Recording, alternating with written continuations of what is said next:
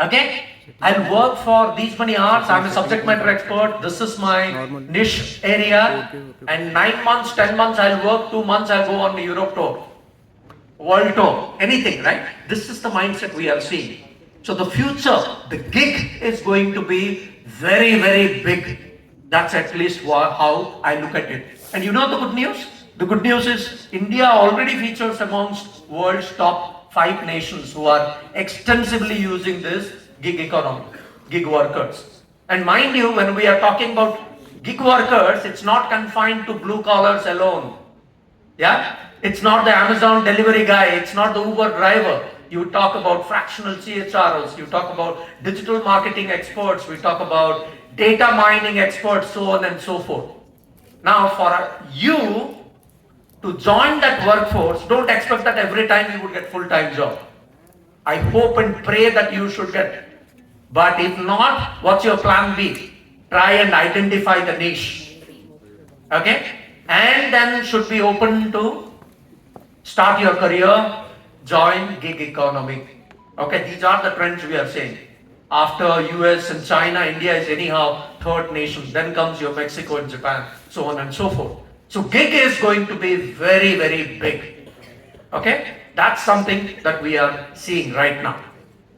Now, for student community, these are the top 3, and I'm sure the rest of the panel members will cover lot many. And you know, our professor, our head of placements and career and industry academia interaction already has talked about how the skills that you and I possess today, of which 65% of the skills that you and I have today would be obsolete in the next 2 years' time. Sounds very scary, right?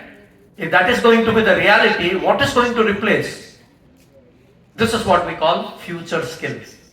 Yeah, it could include things like your design thinking, growth mindset, world is full of problems. Can I extrapolate some meaning out of those data to change the status quo? Very, very important, right? So how do I acquire those skills of tomorrow, today, would determine how you are going to be successful. Probably a question, this will be incomplete if I don't ask you a question. How many of you have heard the statement, people are an organization's biggest asset? Show of hands. How many of you believe that people are an organization's biggest asset? Okay, let me try and create some controversy. The statement is, people in general are not an organization's biggest asset. That's my statement. We hate this guy. He claims to be an HR and he says, people in general are not an organization's biggest asset. Let's not fool yourself and myself. I want you to know that people in general are not. If that is the case, many organizations have got something called bell curve.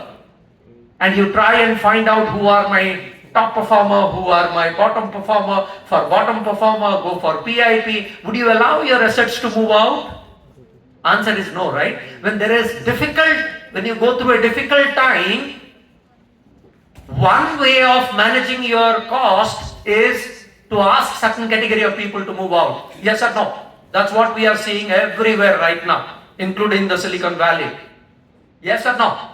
Now, if people in general are your assets, would you allow them to move out? Answer is no. Hence, the revised statement is, good people are an organization's biggest asset. Now, what is this good? Good people are those who consistently are top talent, top performer. Good people are those who embrace change. Good people are those who are always willing to learn.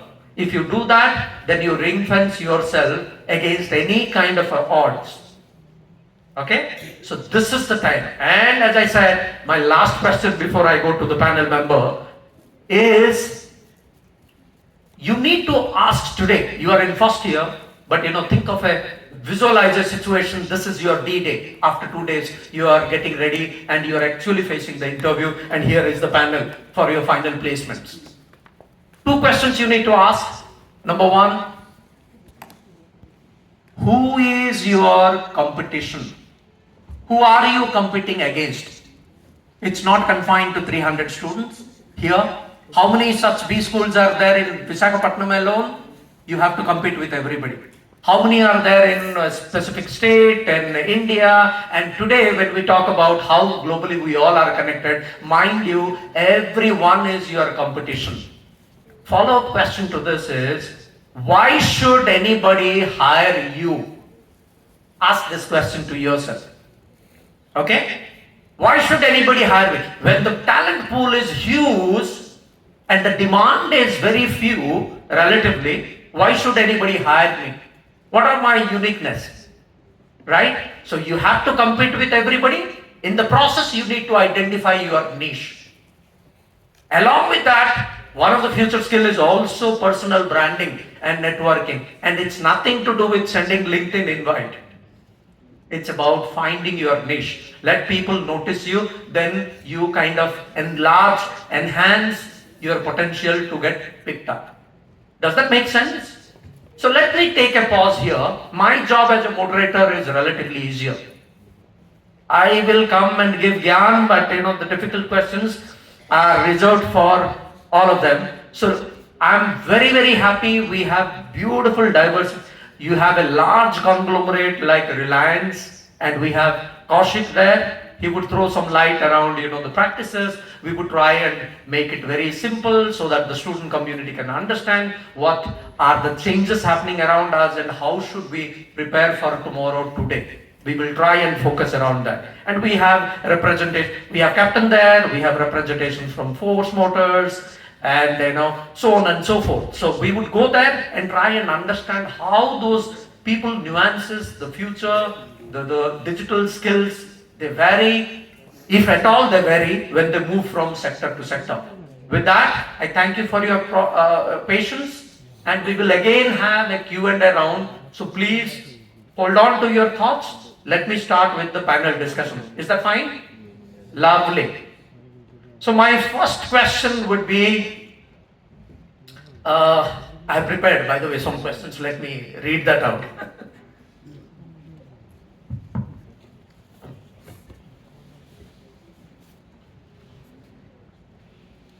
This is better, right? Let's spread out. Yeah. So my first question, who wants to go first? But let me try and pick Prashant. No, let me go ahead with, I changed my plan. Prashant, sorry, I'll go with Rahul. He is next to me, so let me go to Rahul first. Rahul, question for you.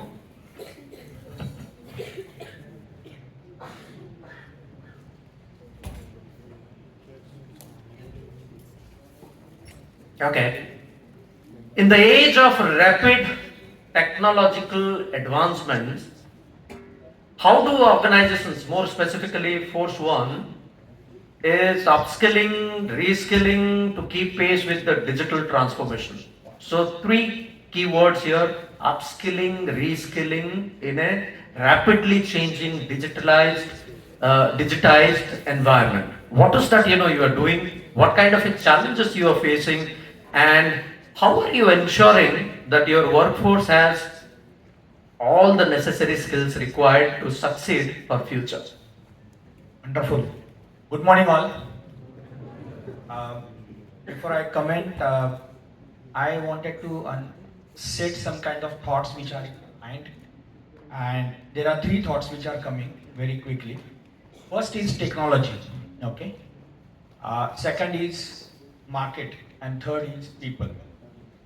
And we always believe, organizations are upgrading their technologies to the next level. Let it be whatever sectors we are in. Second is they are again re-emphasize on focusing on specific market. And third, which is most important, is people, you and me. So how we are nurturing, how we are enhancing the learning curve of our people, that is more important, and that's how we need to understand whether the speed of the business and the speed of the HR is same or not. In case something lacking, then that HR is not impacting on the business. And to have the impact, the initial stage is to understand the business. What he narrated is absolutely to the point. If you understand the business, if you understand the technology, then in case you can able to impact. So we had a lot of challenges. You see, we are into light commercial vehicles. We have IC engines. We have new technology calls EV, also electric vehicles, and then the next technology could be hybrid or fuel, hybrid fuel, or can be hydrogen. So to keep our people upgraded with these kind of technologies, these are hardcore kind of technology things which we are imbibing, like in terms of upgrading the technical skills of our own people. Because in narrated, people are assets, or other good people are assets. And if we are not taking care of these high pots, who are highly potential people, they will be assets of our competition. Okay. Now the challenge is that most of the HR, I'm not making this as a generalized statement. The learning and development strategy, if is not synced with the business plan, this can be only a part of compliance, a tick mark activity. And mind it well, like a lot of HR are missing in understanding the business and taking the speed of the business, or matching the speed of the business. And that's how this becomes a very stereotype, theoretical training tick mark exercise. So this is the biggest challenge, I think. And for a person, CPO or CHR or whosoever are they, the more important is to understand the business. Okay. One of the example I can give is we are going through a digital transformation now, and to upgrade our vehicles, to upgrade the customers and all, we are using a lot of technologies. Let's say telematics is one of the example. Cyber security, we are upgrading to the next level and all. Everything. If you are aware about DPDP Act, anyone? So DPDP is resonating the Digital Personal Data Protection Act, which is yet to come, but then this will make a huge noise in the India, because it is talking about the privacy of the data, and we are having so much data of employee data in our custody. Let it be their bank account, there are a lot of things. In any case, we are misusing this data. Do you know what is the penalty? It is 250 crore rupees. So whosoever are connected with GenAI in terms of HRMS and all need to be so mindful, because Madam directly told, like, it's a way of ethical doing the business, ethical way of doing the business by complying GDPR or whatever are the compliances across the different geographies of the globe. Now, the challenge in front of us is to keep upgrading our people, uh, and the beauty of this is, unless and until we provoke people, okay, it's your learning journey, it's your learning curve, they will not, they will not take onus. If the onus is shifting on HR, again this is a tick mark exercise. So I think a crafted plan which are connected with the technology, which are connected with the IDP of the person, can be very, very useful for organizations to take it ahead. And lot of simulations we need to do with the current technology. Again, a technology is playing very important things. What he narrated correctly, skills of today will be vanish after 24 months, 26 months. But reskilling is more important. So to reskill, you have to unlearn first.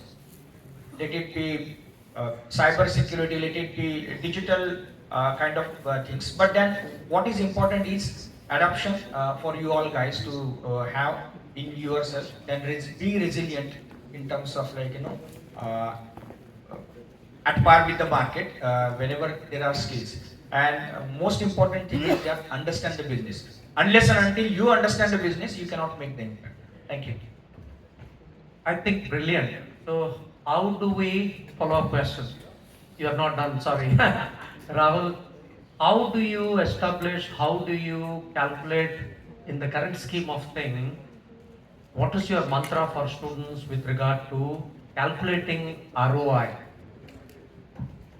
It's a big task, like, ROI, because we are spending, let's say, on Six Sigma, we are spending around like lakh or two for a person per certification, let it be yellow belt, black belt, or green belt. Uh, the impact I think is measured on the shop floor. How these people are reacting and resonating. So to calculate ROI, I think this is a long process of nurturing your culture first. How after training period you are resonating the impact of the training, let it be behavioral training or technical training. Are you improving your processes? Number one, very very important. Are we reducing your NVAs, non value added activities, on the shop floor or on the field or whatever, wherever you are we improving your efficiency? I think these are some kind of benefits you can indirectly measure, but then impact is has to be done into DNA of a person. If the person who is trained is behaving what you are supposed to, or what values you are resonating, I think that is the major impact. Otherwise, the values will be only painted on the wall and it will not resonate. What is important is whether this is visible within the organization, and are we taking the right feedback from the superior, whether it is n plus 1, n plus 2 or.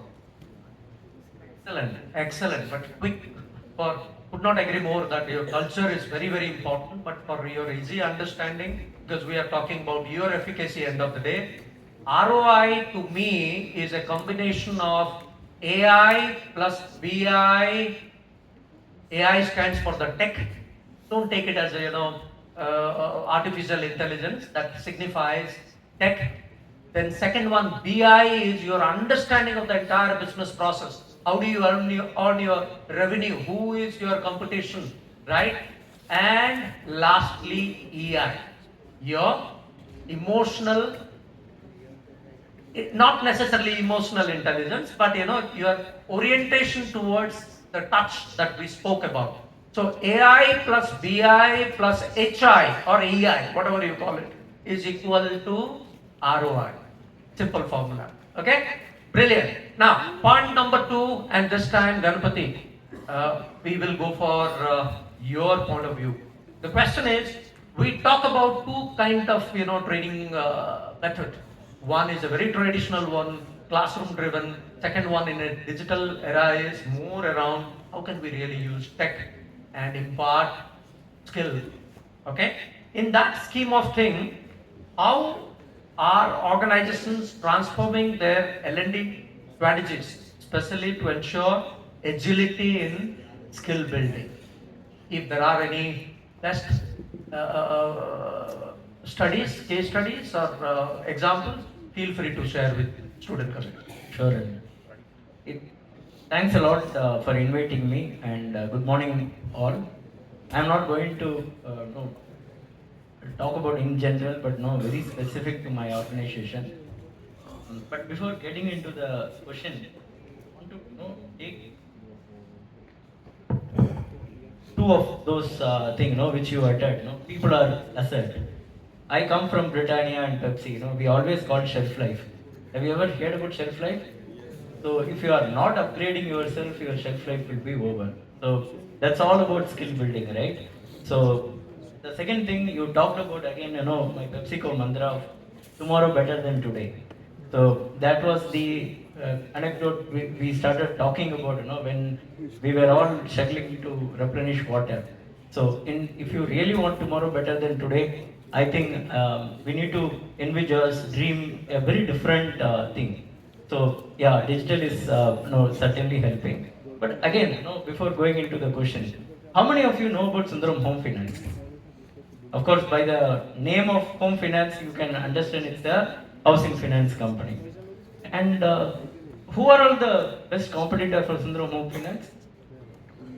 Any answers? SBI, LIC, you have HDFC, the Estrel HDFC, and they are all giants in the sector. And why we should exist?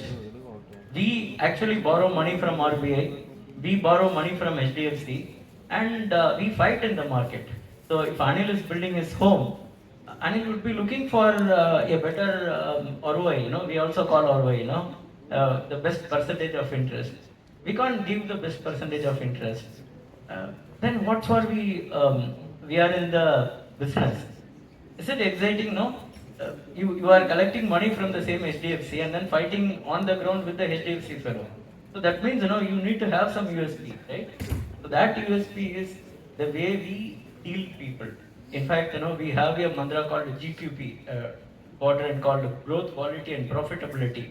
These dimensions can't, go without, each other. One, you need to profitably grow. You need to your quality should decide your growth rate.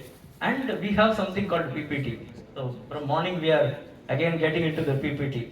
This PPT is what we call our strategy as, people, process, and technology. So the people should be supported by process as well as technology. So if you really want people to be supported by technology, then you need to have a great what you call a portal. You need to have a AI tool. You need to have a LMS. All those things we should have. So having said that, our LMS platform is called Gurukul. And can I ask you something? How many of you know driving a car? How many of you know driving a maybe a flight? Nobody?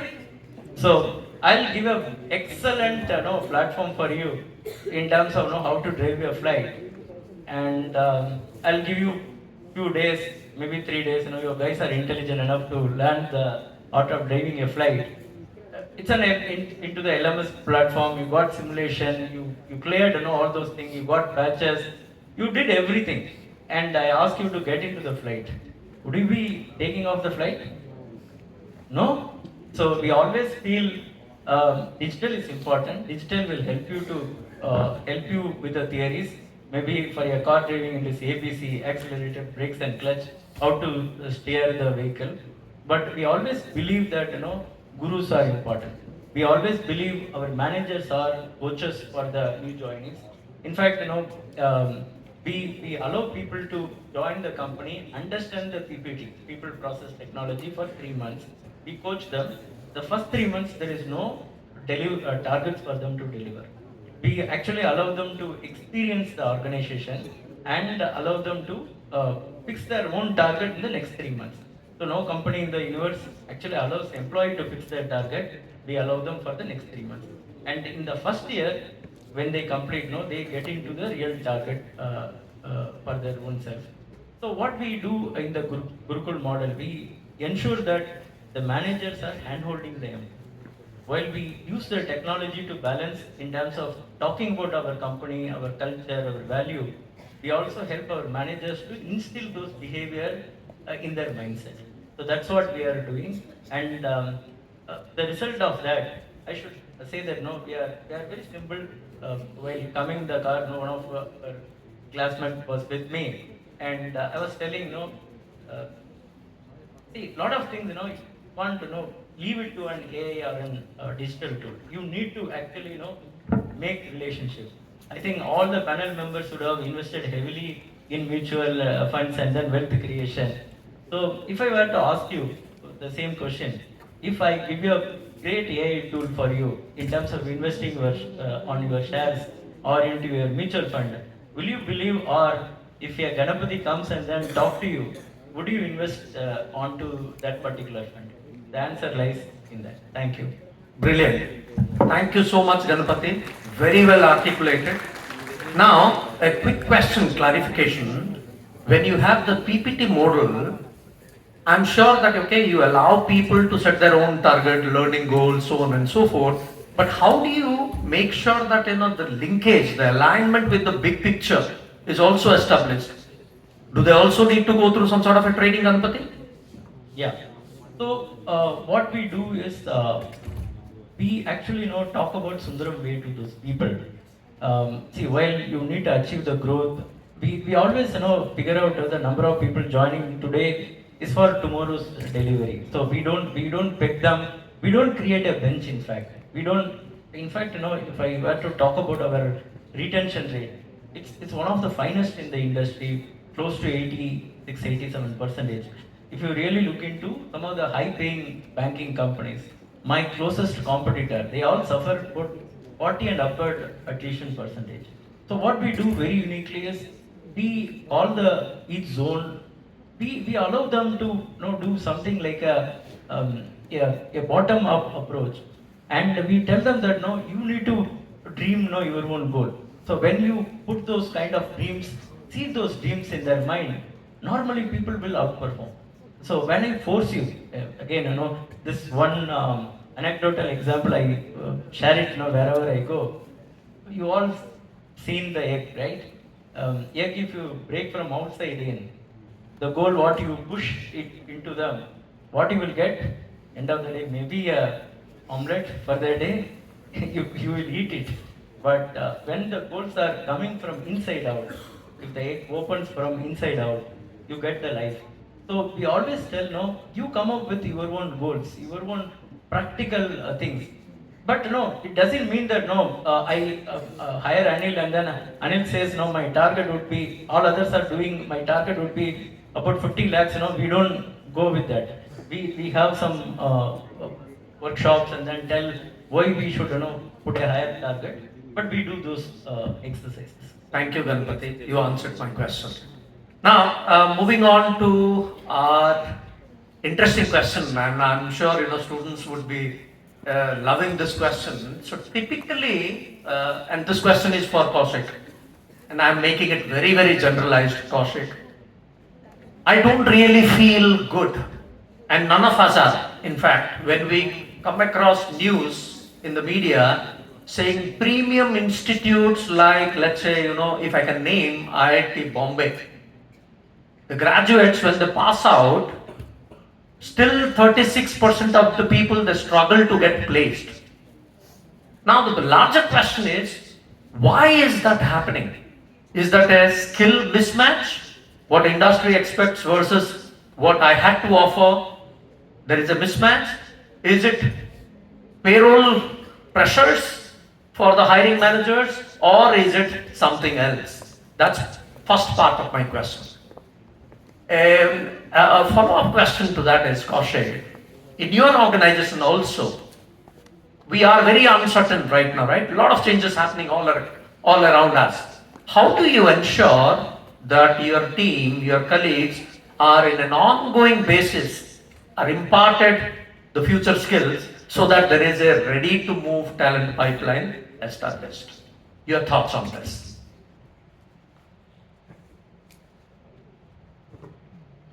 Hello, but it's not very sensitive. Is it audible or do I need to put? All right. Okay, so first of all, I'm really happy to be here and wonderful to be visiting Vizag after almost 14 years. Thanks to this invitation from all of you. Really privileged to be here. Coming back to your question, Anil, there were two different questions. The first one was more in terms of what we are witnessing in recent times, right? It's actually, I think the answers are not very easy, if I have to be very honest. It's a bunch of things that are happening. I think at one end, it's also to do with some global forces that are at play in terms of demand for talent and what kind of talent. Because whether we like it or not, we all are part of a very premier institute, but talent also, entry-level talent gets segmented, right? There are all kinds of sources and there are different kinds of industries, and their willingness to pay is different depending upon how they are likely to use that talent, right? So I think one of the things that is happening, to put it simply, is also hopefully it is a temporary demand supply kind of mismatch. A lot of global organizations, a lot of organizations which were including startups which were previously hiring talent simply because there was a huge shortfall. Today that is not the case. So that's part of the reason. I think the other part of the reason, and I think you all are very familiar with this, with a lot of new tools, especially with AI coming up in a very, very big way. What's going to happen is that certain type of intellectual work that all of you are obviously very good at, right? And we would come and hire folks like you. And sometimes we guys could not do that, right? Because we have been at it for 20 years, 25, 30 years. So we typically give it to you to do. Today even we can do that, right? So if I have to make a great presentation or come up with some things, some hardcore stuff in Excel, we can do it ourselves. So I think it's a period of adjustment that will happen, right? So you all should also brace up for there will be various highs and lows, right, in the employment market. Don't come with this thought process that look, I have come to IIM, I must necessarily come out with a CTC of X lakhs, and if that doesn't happen, it's a failure. There is no ROI. Don't look at it that way, because if you do that, yeah, some of you will be happy. A lot of you will, feel very bad about it. Don't think of it that way. Think of it in terms of a continuous journey, right? See, one of the things I want to kind of emphasize again and again is that typically academics, right, or the focus of academics in a country like ours, it's often more about the how and the what, right? That's the way we are trained. We study hard, we excel in academics, score good marks. We know the content and we know the material that is there. Increasingly, I think that will become more and more irrelevant. Keep asking yourself the why, right? So even in your 2 years here, focus as much on the why and focus on the process, not on the outcome. Of course, outcome is important. Of course, your CGPA may matter. There are organizations which will want to look at it, but I think how did you learn? How did you interact with your fellow batchmates, with your professors, external folks like us, right? Focus on that part, because then, as Anil put it, whether you call it life skills or you call it soft skills or whatever, those will get developed. So academics is indeed important, but continue to focus on that. I think it's a bit of a long-winded answer, but honestly, I don't have a clear answer. Demand supply gaps will happen. We have also seen it in our life. You can't control what happens in which batch and when you pass out, but don't make it the be all and end all of your world. Right? Brilliant. So thank you, Kaushik, for those insights. Yes, we still do not know the main triggers, the main mechanism behind why that happens, but yeah, maybe it is a temporary phase. With that, I would move to Prashant. First of all, I would request you to give a big round of applause to Prashant. He has taken a lot of effort to reach the venue, traveled for more than 20 hours, right? So, but that way we are blessed. Finally, thank you for your patience. We are, 5 people, but you are going last, Prashant. But Prashant, the question is interesting one. But before I ask the question, I'll let you know that when we did some sort of a research in BTech, which is the number 1, number 2 courses, typically in engineering colleges, in IITs, we realized that number 1 is computer science, number 2 is computer science with specialization called AI and ML, then comes your biotech and other streams. So my question is more specifically related to AI and ML. Okay, fine, this is in the trend. What is that you are doing in your organization to build the skills of the future, especially in AI and ML space, and outside also, what do you consider are other critical competencies, future competencies that I need to acquire today? Your thoughts around this, please. Thank you, Anil. All good? Sound right? Thank you and good morning, everyone. Before I jump to this question and give the answer, or rather thought my 2 cents on that, a little story and a life experience. Let's start with that. Okay, so this is way back when fresh from academy, went into my regiment with the 2 stars on my shoulders, famously called as 2 stars journal, because we want to achieve the world but we don't know how to, and then we try everything to achieve that. But yeah, in that time frame, like the machines are learning now, as a youngster I learned a trick and implemented it called ABCD. Okay, ABCD concept. So let's start with A. So generally, as a youngster, as a young officer, you would be scared of your commanding officer and senior officers. So whenever you see a commanding officer or senior officer, the first step that you take is A, that is avoid. Right? So if you're going somewhere, you need to reach somewhere, you see your senior officer, commanding officer, you just turn, go back. कहाँ जाना ही नहीं है. You just avoid that. Okay? But yeah, many a times you have to reach where you have to reach. Then what do? You can't turn back. So what you do is B, that is bypass. Right? Take a turn, take a different route, reach your place. But then, one thing what we really forget at that point of time is that your commanding officer also has been a youngster like you sometime. So what he does is he catches you, calls you, Kulkarni, come here, where are you going on, blah blah blah, whatever. And then he asks you about the task that has been given to you. So what you do is C, that is confusion. I was here, I was there. But then again, he is the commanding officer, he catches you, and then finally you do the last part, which is called D. That is pretty well do it. Yeah. So that's how the concept was. Well, lived well in the army. When I moved out to the corporate, tried to do the same thing outside, right? But a couple of times learned that it is not possible in the corporate life. And why? Because of the technology. Right? You will not be able to do your A, B, and C, and hence what you will have to actually reach out is do it. Now, when you have to do it, technology again is your strength. But technology also becomes somewhere the gaps are.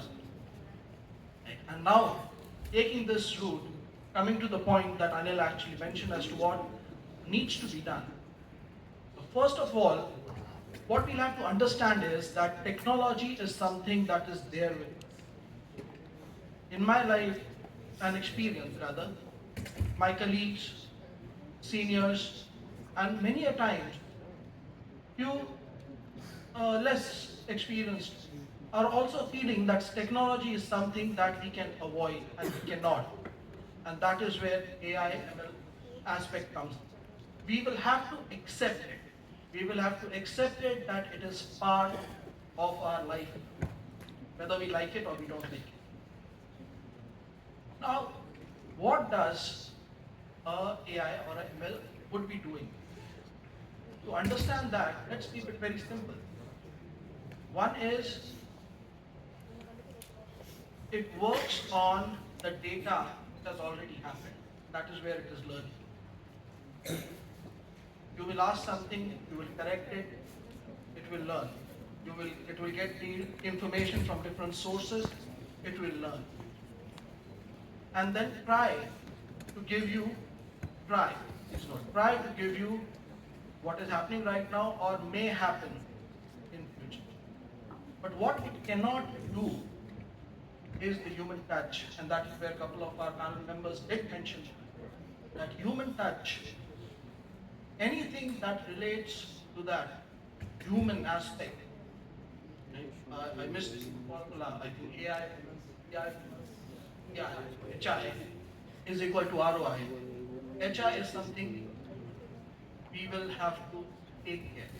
We will have to understand that and actually learn that part, because the data is something over the time it is going to increase. We had the ChatGPT 4, I think, is the market right now.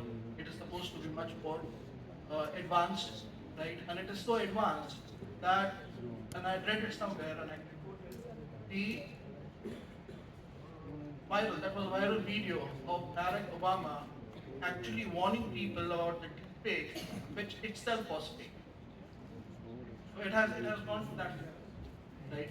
But what comes in, again, going back to the part is what we will, as individuals, we will have to learn is the human aspect, the emotion, the that. Why? Because I grew up, and I'm sure you would acknowledge that I grew up hearing, jack of all trades, or correction, what was that? Master of one and jack of all trades, some that way. But nowadays, actually, it is not working. You actually have to be jack of all trades, master of none. Because even in my organization, when I am looking for my senior coach specifically, we are looking for individuals having multiple skills.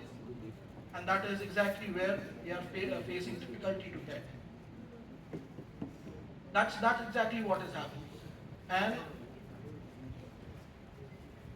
quoting from my personal experience again, when I actually look at my child and ask, are you happy?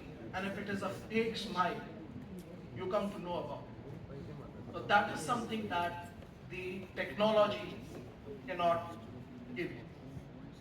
Value add is something that the technology will not bring in. It is only humans and that quotient which is going to bring.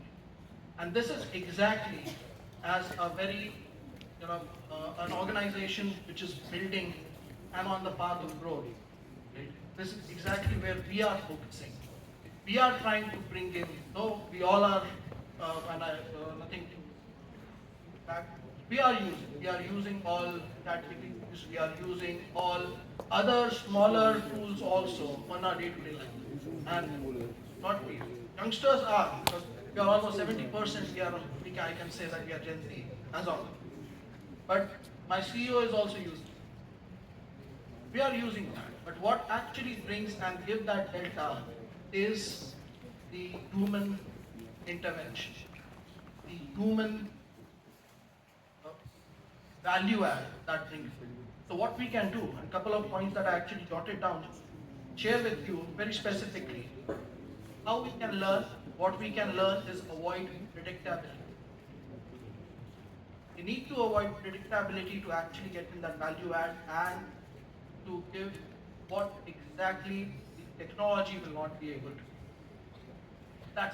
That's the edge that we all will have to do in our day-to-day life. Hone the skills that machine strive to, but it cannot. Again, comes back to your Kenyan expression. It is, as I mentioned earlier, the technology will only talk about and rather tell you about the past and not the future, and that is where that value add as individual. And then at the end, please develop your own personal brand, because if you blindly follow what the technology is telling you, right, you will actually be replicating or representing the technology and not yourself. Now I just quote with one line, or rather two, maybe two examples. One would be, just think, we have all robotic hands with us. It is there in the market. Doctors are using it. But just imagine and think, if there is no human being behind that robotic arm, will you go ahead and do a surgery to that? You might just think about it. And secondly, AI, and I revert you to quote panel here, AI will enable us to get information and deliver all this to you.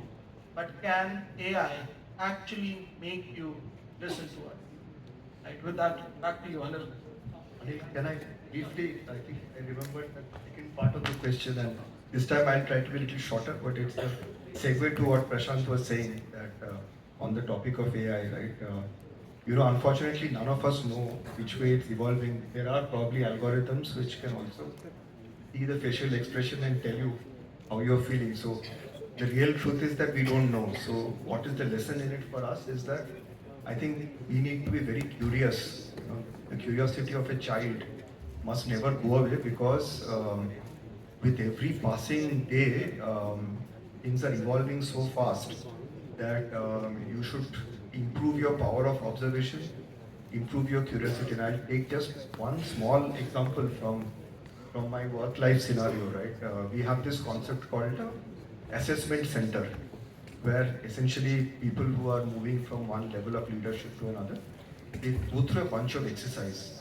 And one of them is called, traditionally, some of us in this age group will know, in-basket exercise. So we had this senior learning and development head from a group company who was supporting us. So the first time we ran the assessment center, he had a full hard disk of 15-page exercises. Then you give it to the poor candidate. Over the next 2.5 hours, they have to solve it. Now this gentleman left. You may actually know him. Then he said, what do we do now? This is a different functional group. We'll have to build the case study all over. So he said, why don't we take help from our friend ChatGPT? Let's figure out, what kind of questions you need to ask. What are the competencies you want to measure? And lo and behold, 2 or 3 hours of brainstorming sessions, we now have a similar 16-page case study of in-basket exercises which can be administered to anyone. Now, last time when we did it, the most excruciating part was to actually code the responses and then analyze and then figure out what score you want to give to each of the 25 participants. So now I've told my team, this also let's figure out. What do we measure? What are we going to look for? And what are the indicators, the qualitative indicators, which you will pick up and you will give feedback to the participant? And we have not done it yet, but I'm quite confident that we'll have it done. So the lesson in all of this is, in the old days they used to say, you've got to ask the right questions. That's going to become even more important tomorrow, right? The answers are all there, but you need to know what you want to ask, right? And just want to answer that. And also ultimately it will be upon you. And this is true of employees of my company also. Beyond a point, we cannot do much in terms of skilling, unskilling, and now with gig economy coming in and all. If you don't upskill, the world will bypass you. So gone are the days when the company would take care of it. It's entirely up to you, your intellectual curiosity. Thank you. Sorry. Please go ahead, Ganpati. Pulkani, you are telling about, just be aware of, predictability. But it's not going to be like that, no. You are going to get into the era of Gen AI, which is not only just going to understand zeros and ones. It's going to understand your emotion, your face, facial reaction, whatever words you are going to utter. It's going to study you much better than what you understand your own self. Okay, it's not going to be easy.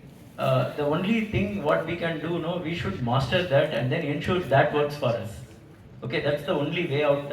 I just want to add on. No, thank you for that. But the point was not to avoid predictability. The point was to learn, where actually get that value add where you as individuals will predict, because the system or the technology will not be able to predict. The system avoids the predictability. Again, if you get into the banking and financial services, there is something called CIBIL score. You are all rated, and some of the companies, I don't want to name the company, they have a software which can actually tell if the person with this color, with this kind of bald head, if he enters, just say no to that, or if he is coming from this location, say no to that loan. Oh, that's a kind of what you call the intrusion. Okay, I just want to put it. Brilliant. So thank you so much. But Prashant, I loved your point of A, B, C, D, and E. Also, you spoke about it. So brilliant, brilliant. And thanks, Kaushik and Ganpati for adding your bit there. Now I realized, and hence there is a change in our strategy of this panel. We would open up Q&A right now. This is phase 1 of Q&A. It's not only we discussing, we sharing our point of view. At this stage, let us know if you have any curious question in your mind, and let me know. You can address them directly. Do we have some student volunteers? We would pass on the mic. Yeah, that lady there has a question. And we want everybody to listen to that question, please.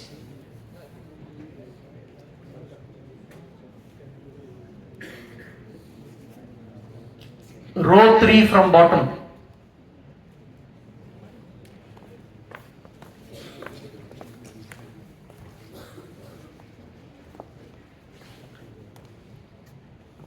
I will take 4-5 questions now, then we'll go for round 2.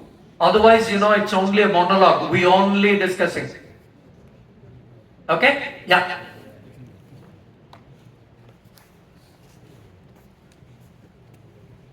You need to switch this on. There is a button, tiny one. Yeah. Hello. Hi, good morning, sir. Good morning. You can address, you can tell your name, the question, and the question is for who? Okay, so this question can be answered by anyone from the panel. Brilliant. Kanishka. Hi. So I was trying to understand everything about the human aspect of race, right? My only question is, let's suppose I am a manager and you are head of the entire department. And we actually understand or we actually realize that there is certain problem with some departments about the fact that they're not performing really well or there's something that is changed. My question would be, how would you like actually figure out in terms of, because a lot of these companies run a lot of numbers or on a lot of final results. So how do you actually figure out that, okay, this is the specific category of problem, and then if you understand that, how do you actually resolve it? So that on a longer term you finally, I'm not very sure of this question. Brilliant. Great question. Big round of applause for her.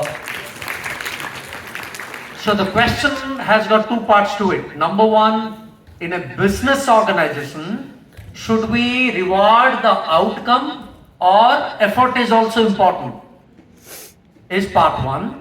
Part 2 is, okay, if somebody has put in a lot of effort but did not get the required outcome, what do you do with those category of people?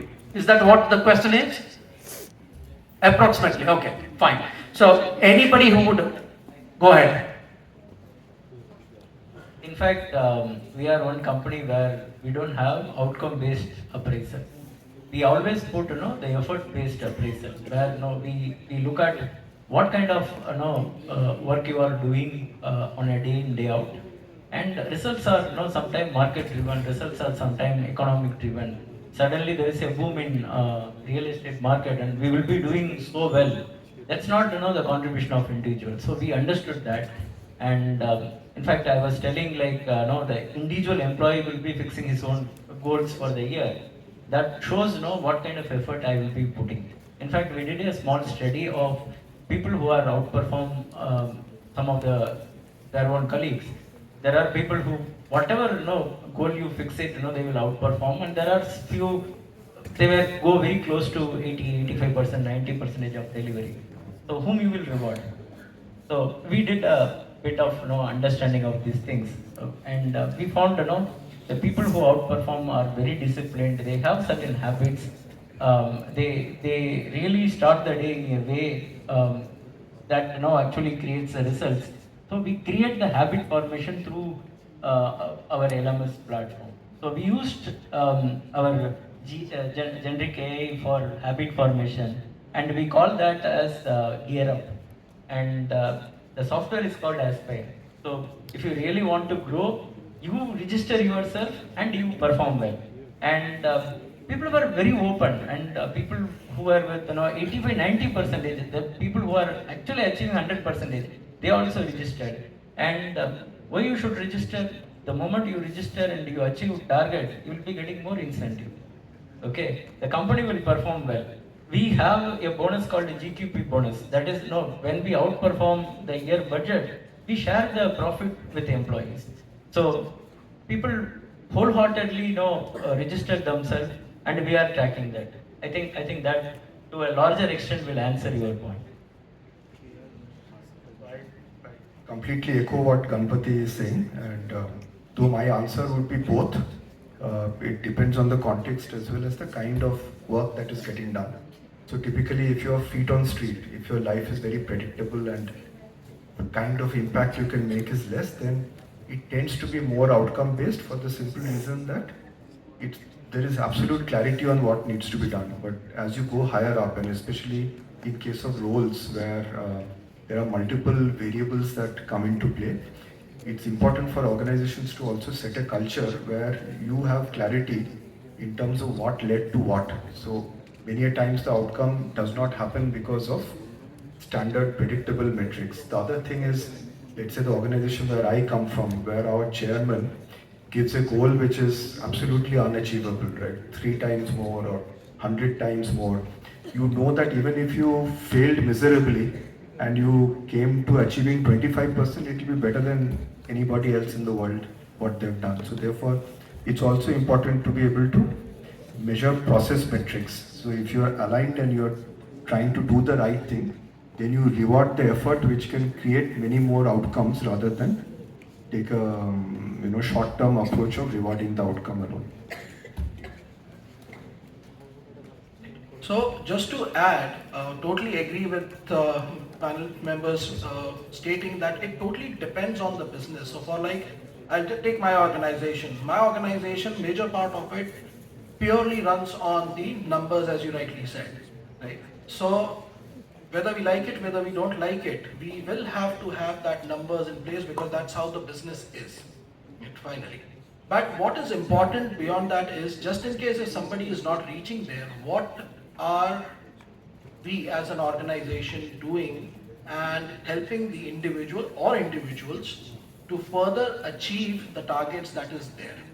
Right? How well is our training program supporting? How well is our ecosystem supporting the individuals?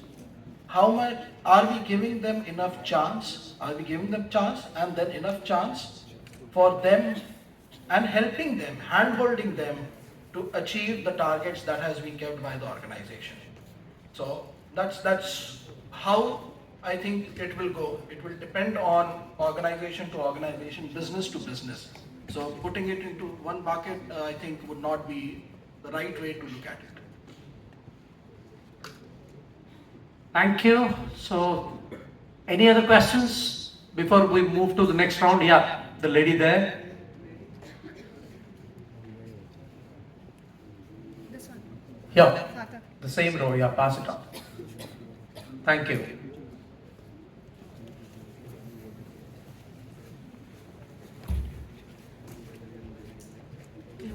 Yeah, we can hear you. Yeah. Hi everyone, I am Riya and thank you so much for the amazing panel discussion.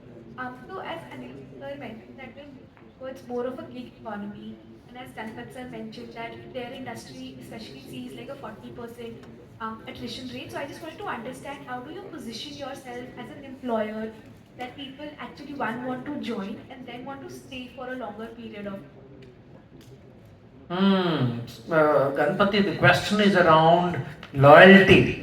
The question is around, what attracts young minds. What are your organizations doing respectively to create that hook? So, I think culture and the values are playing a major role. We are actually deviating from the skills and AIML thing. But at the end of the day, what resonates with people is how you are connecting to. You don't work for the organization, you work for your manager. Your manager is more like a god for you when you are entering an organization. In fact, when I joined, I always remember my first manager. He made me. I would always say this, and the kind of culture what you create, people do resonate what they want to achieve. So when we hire the management trainees, what we do, we give them a couple of tasks. There are group of people, so they will be doing multiple activities, and then we understand where the passion is actually, and we provide that kind of a role rather than of telling no, you should do this. When you force them, you don't get anything. When they are actually onto it, they find a way. It's like you guys would have actually cleared your CAT or MAT examination, no? If that would have been forced by your parents, you may not have cleared. It's coming out of your passion, and you really put the best effort to come here. So we create that kind of a thing. Just for your information, my parent company, Sundaram Finance, runs the service award from 10 years. The company where I worked in Pepsi used to give 3-year service award. So when I joined, when I crossed 3 years, I was just looking for, there is no 3-year award. Okay, and it doesn't stop 10, 20 and 30. We have 40 and 50 years award. That means what? Even after retirement, if you are a great leader, the company wants to take your advice and then help them. So we create so many mentors, and there is no hierarchy. You can go kind of slip it, and then there is no need for avoid. Okay, you can actually go and then barge into the managing director's cabin and then talk anything. And there is no need for blocking their calendar, doing something. If he is available, the doors will be open. Anybody can get in. So that's the kind of culture we created, and that's what helping people to stay long. So you know that Gallup says stay strive. So strive will come when you take it on your own. Brilliant. So lot many companies are doing many things to really attract and retain talent. But for you, I want you to know, to my mind, there is nothing called loyalty that exists today. More specifically, loyalty to organization is almost on that parameter, I'll say the least. Then comes my loyalty to my manager. The latest trend that I am observing is, if you are as a professional loyal to your profession, that's good enough. Yeah, it's just the reverse. We expect people who are very loyal, committed to their profession first, then to manager, then to organization maybe. If you ask my dad, then probably things are different, right? So of course, managers play a role in honing your career, and organizations do lot many things. But by and large, the trend that I'm seeing is, if you are good at what you are a teacher, so you teach, you give your best to make sure that students they learn. That is the fundamental expectation in terms of your loyalty, how it is shifting. Okay, but great question. I'm glad you asked that. Any other quick questions? Or yeah. Ma'am, we'll come to you, but yeah, that lady there.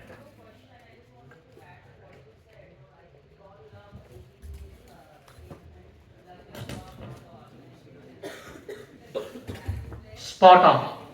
Spot on.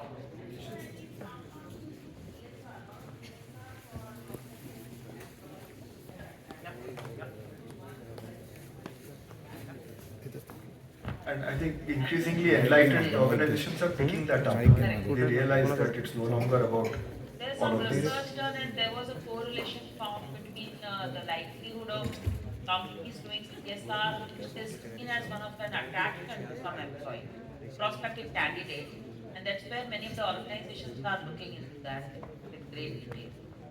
Question will take from this lady there to raise hand. Yeah, continue. Good morning all. I'm Visakhapatnam and this question is open to the panel. So speaking of SPD number 3, which throws light on the importance of well-being of one and sundry, I really wanted to know what are the current emerging trends in supporting the employee well-being and mental support. Anybody who would like to take that up? Employee well-being. Other than Ganapati this time. Okay. Prashant? Yeah. So, so in fact, that was the couple of points that we were already talking about, and followed by the question by the lovely lady. So, organizations have realized now, right, that it is not only monetary, which is there, but it is the culture that actually builds upon for retaining. And just to support that, there are different organizations who are just doing this job of doing a survey and telling the company as to how your culture is, right? So how important that is what I'm trying to relate here to. Now coming very specifically as part of the culture, the well-being, right? And well-being now is not only at a physical level or a mental, as you rightly said. It actually runs across at all parameters: financial, emotional, right? We have tie-ups with few organizations. Maybe I may not be able to quote them very specifically, but just being tied up with them so that there is a channel open for individuals to connect with them in case if they are psychologically feeling disturbed, right? Organizations are tying up with different adventure clubs wherein physical uh, well-being is taken care of. Organizations are going ahead and doing sessions to let people and employees know as to how they can plan, what they can do, what is needed, not needed. So what I'm trying to say is there is very specific efforts given by the organizations, and this is a realization that has come in now, right? You will see, I was serving with organizations where there were Xboxes available on the floor, right? It was just a break that was, we'll hear about table tennis and everything, but in this case, we went another level, giving them Xboxes on the floor, right? At any point in time, you can go ahead and play. Just break that monotonous thing that you are doing. One organization, and I'm actually quoting this, my personal experiences, brought in cycles. They kept in cycles in the parking area. You just go, register, sign for a cycle, go take a spin, right? Becomes part of your wellness or physical wellness over here. Clubs have come in. So there are a lot of efforts, there are a lot of things that are happening, right? And organizations are actually doing it because, again, rolling back to the culture, and this is something where an overall culture of the organization is being built. CSR we were talking about, this is one of the other factors because it has been realized and the studies have shown that what organization is doing to the society is a point that employees are considering. They are considerate about. People, or rather employees, have taken this into consideration and taking decisions to whether continue, join, or not even consider an organization if the organization is not doing sustainability. Basically, the sustainable workplaces is what we are talking about. So, lot of efforts going in there, right? Many more things which are coming in. In fact, again, a lot of studies are showing that an organization can holistically grow if they take these kind of initiatives. So you will see a lot of DNIs there, CSR, we spoke about wellness and much more. I think I'll just... Thank you. Anil, yeah. So I just want to add something here. You know, financial service industry is one of the very highly competitive. You know how many banks are there? How many NBFCs? Any guess? According to RBI, there are 1,500 plus. You know, total mota, if you add everything, there are 1,500 people are there in the market in India. Okay, so we as an organization, we always say, my chairman's thought used to be like, we need to strive to give employee the good night's sleep. Okay, that defines everything. So when I look back, you know, the chairman thought and then put a lot of policies and process towards it, how we will give you a good night's sleep, you know, every now and then. So how we will make employee more productive, and the good night's sleep will come only if you are satisfied. And you know one thing, in the universe, all products produced comes with a product catalog. There is one product which never comes with a product catalog. You know which product? Any idea? We the human. We don't have a product catalog. We are the product of our parents. And each person is very unique. So that comes the challenge for HR, challenge for the functional heads, how to deal with them by heart. So this HT is high tech and human touch. Thank you.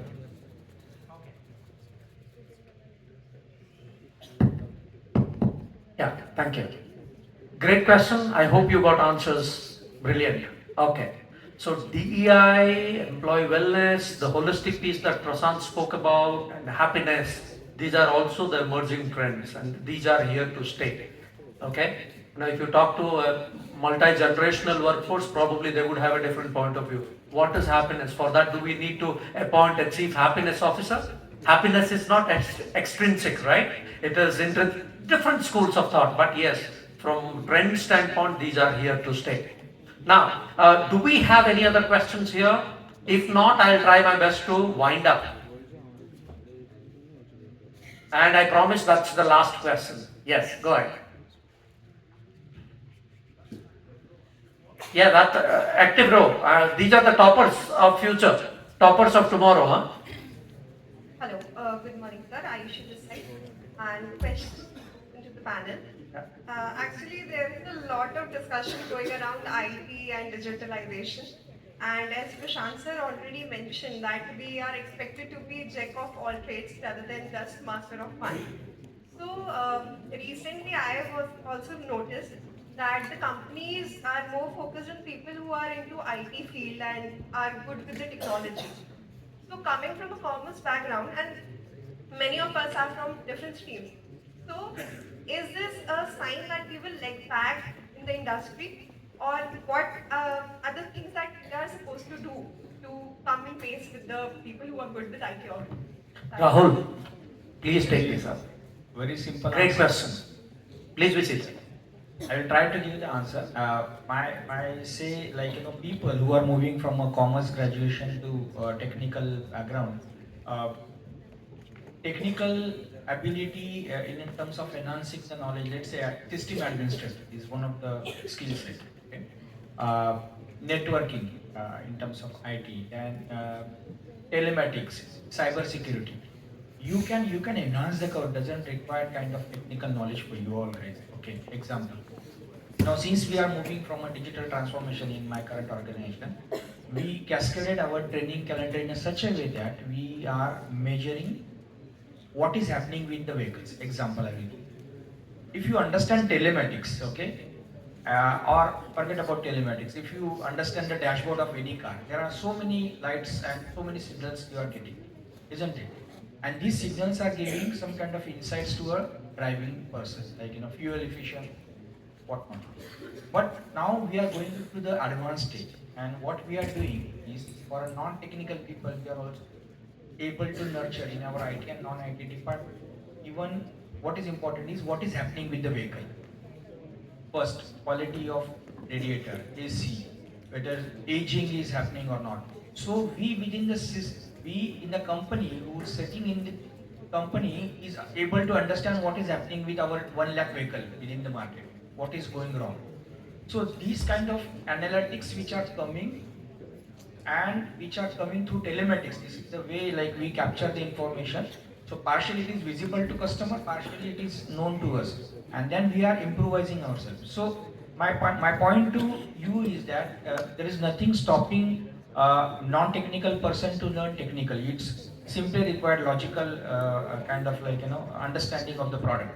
Again, coming back to my same question, if the company is changing with the technology, and again re-emphasizing on focusing on the market, it is the people who has to up and grab the required skill set.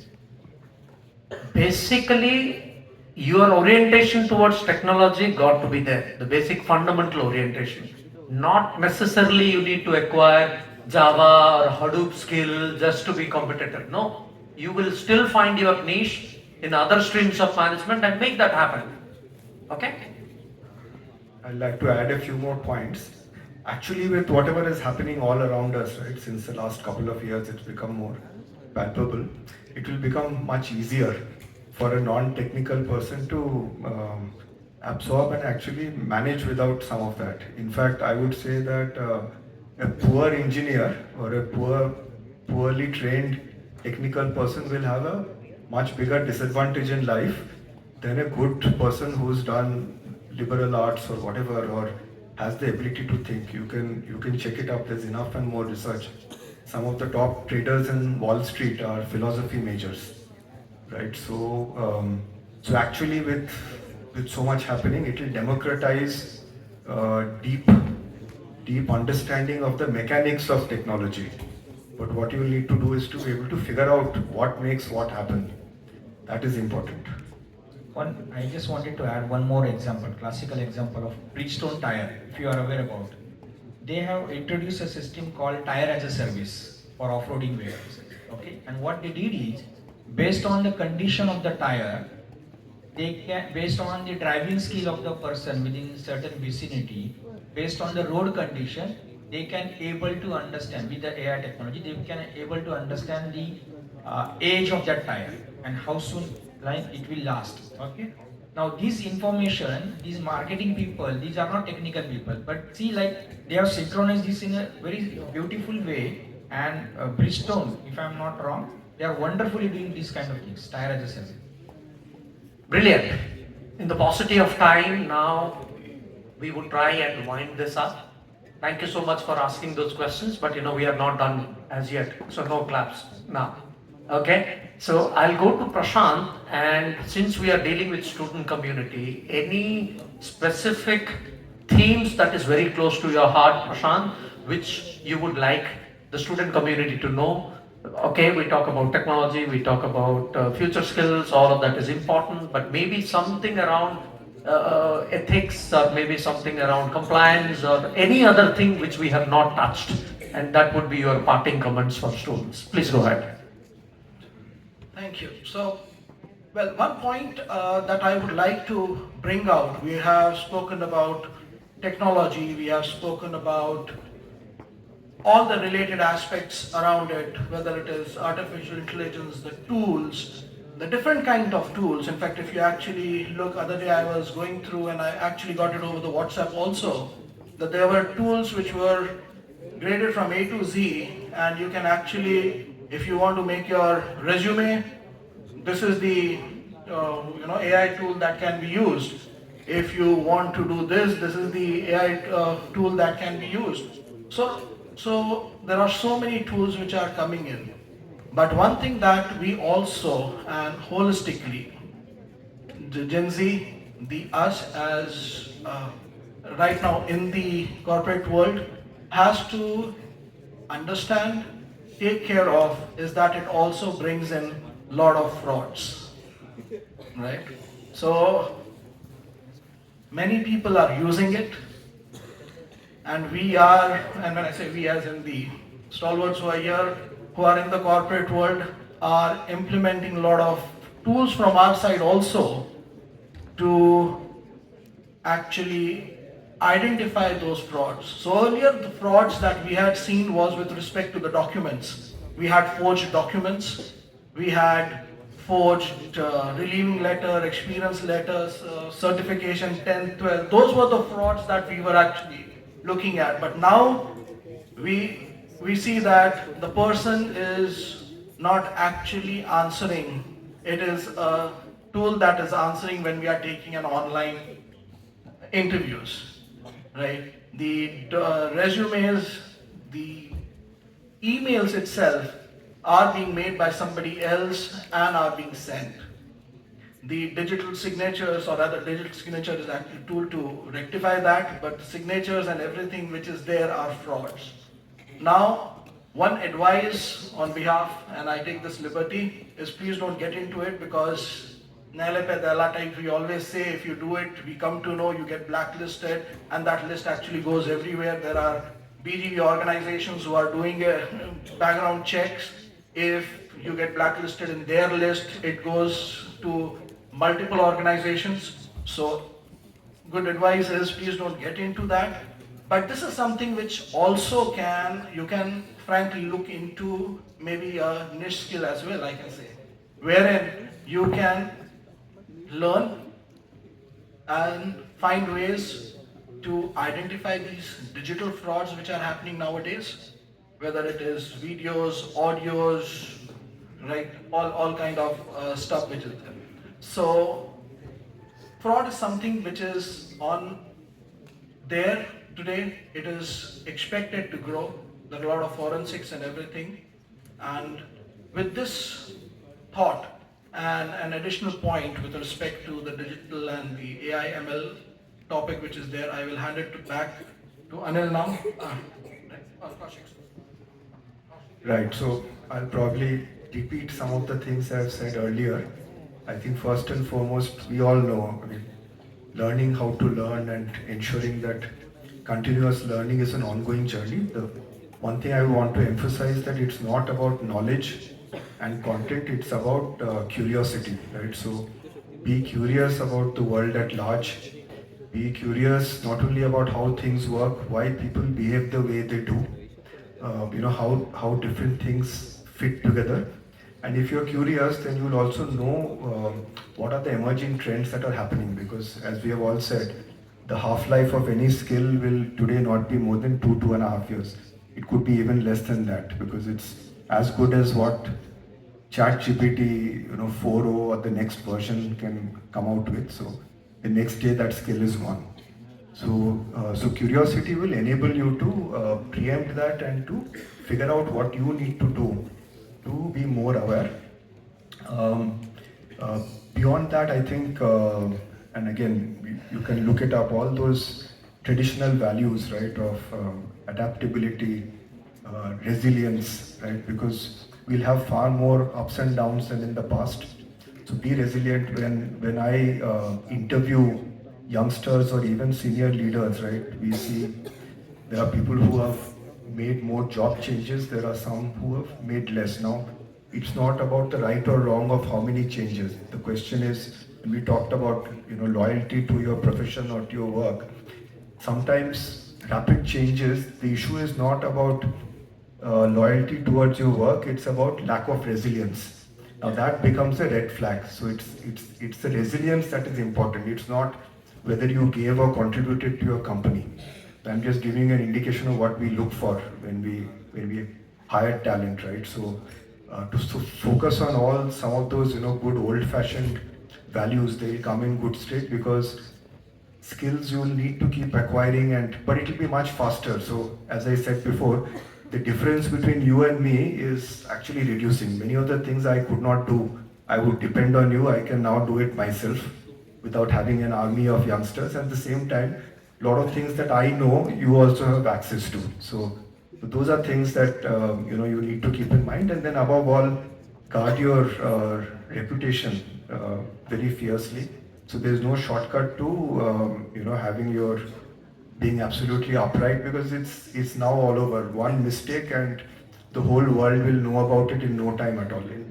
In my time, you could just disappear, right? And then your batchmates also may not know about you for 5-10 years. But today we don't live in that world. So there's no shortcut to that. No shortcut to success, so no, probably, don't compromise on your credibility, whatever you have. Okay, great. Now, over to you, Rahul. This is the problem, when you are at rapid fire, lot of points are already covered.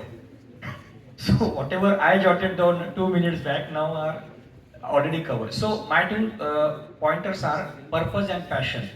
If you know why the organization is doing that and for what purpose, I think this creates some kind of enthusiasm, willingness to go ahead with that. Also observe the mega trends and keep yourself updated. I'm not saying digitally you should not be equally competent, but you need to be human centric. You cannot ignore H from human resource. Okay, it is equally important, and have your own USP so that the world knows you. Brilliant. So, in fact, Rahul spoke about your Hridaya, the theme, right? Everything has to be Wonderful. with heart. So, very, very important. Well said. Yeah, Ganpati. So I'm a cricketer, so I always put a spinner. So I want you to think we are in the digital cliche, right?